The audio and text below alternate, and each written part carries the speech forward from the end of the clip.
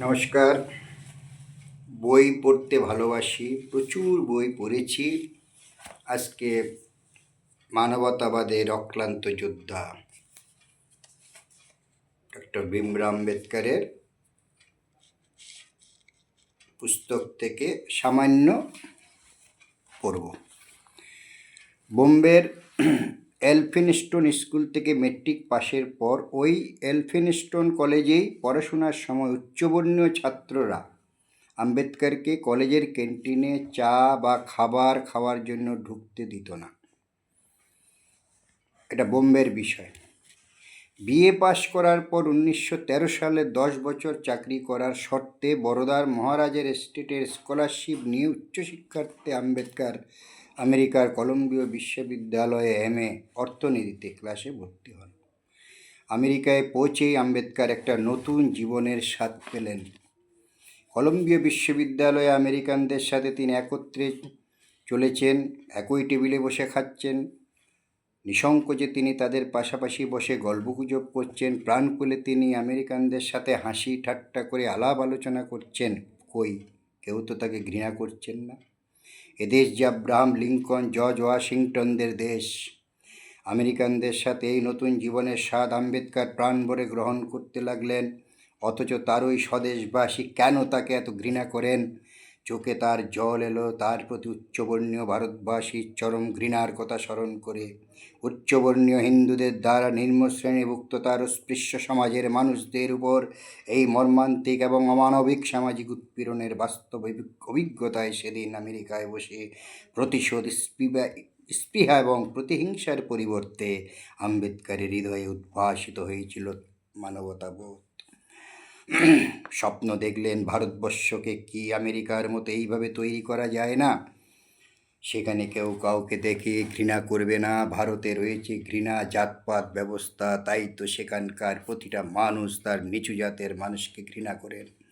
ঘৃণা দিয়েই তো ভারতবর্ষ পরিপূর্ণ, তাহলে জাতীয়তাবোধ গড়ে উঠবে কিভাবে? সুতরাং ভারত থেকে জাতপাত ব্যবস্থা নির্মূল করতেই হবে। এই প্রতিজ্ঞা নিয়ে আম্বেদকর সেইভাবে নিজেকে প্রস্তুত করতে শুরু করেন। কিন্তু এই সংগ্রামের জন্য তাকে উপযুক্তভাবে তৈরি হতে হবে, ঠিকমতো শিক্ষিত হতে হবে। 1915 সালে কলম্বিয়া বিশ্ববিদ্যালয় থেকে এমএ পাশ করেন। 1916 সালের জুন মাসে ভারতের জাতীয় আয় একটি ঐতিহাসিক বিশ্লেষণমূলক সমীক্ষা থিসিসটি ওই বিশ্ববিদ্যালয়ে জমা দেন এবং 1917 সালে তিনি ওই বিশ্ববিদ্যালয় থেকে পিএইচডি ডিগ্রি পান। পরে তিনি লন্ডনের school of economics and political science কলেজে ভর্তি হয়ে 1921 সালে এমএসসি ডিগ্রি লাভ করেন। 1922 সালে ব্যারিস্টারি পাশ করেন এবং সেই সাথে টাকার সমস্যা থিসিস লিখে লন্ডন বিশ্ববিদ্যালয় থেকে 1923 সালে ডিএসসি ডিগ্রি পান। এই থিসিসে ডক্টর আম্বেদকর বিশ্লেষণ করে দেখিয়েছেন যে কীভাবে টাকা এবং পাউন্ডের মধ্যে সম্পর্ক নির্ণয়ের দ্বারা ভারতবাসীদের ঠকিয়ে ইংরেজরা লাভবান হচ্ছেন। বিলেতে বসে ইংরেজদের বিরুদ্ধে লিখেও লন্ডন বিশ্ববিদ্যালয় থেকে ডিএসসি ডিগ্রি পাওয়ার অর্থ ইংরেজরা গুণীর সম্মান দিতে জানে। ভারতের সংবিধান রচনার জন্য কলম্বিয়া বিশ্ববিদ্যালয় ডক্টর আম্বেদকরকে এলএলডি ডক্টর অব ল প্রদান করে এবং তার অভূতপূর্ব পাণ্ডিত্যের জন্য ভারতের মুসলমান পরিচালিত ওসমানিয়া বিশ্ববিদ্যালয় তাকে ডিলিট ডক্টর অফ লিটারেচার সাম্মানিক ডিগ্রি প্রদান করে।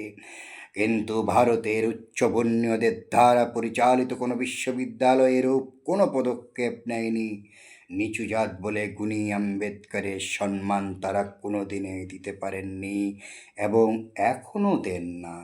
তাই তো আজ বিশ্ববন্দিত ডক্টর ভীমরাও আম্বেদকর কিন্তু ভারতের জীবদ্দশায় যার ভারতরত্ন পাওয়ার কথা ছিল, তিনি ভারতরত্ন ভারত সরকার থেকে পাচ্ছেন মরণোত্তর মৃত্যুর 30 বৎসর পরে।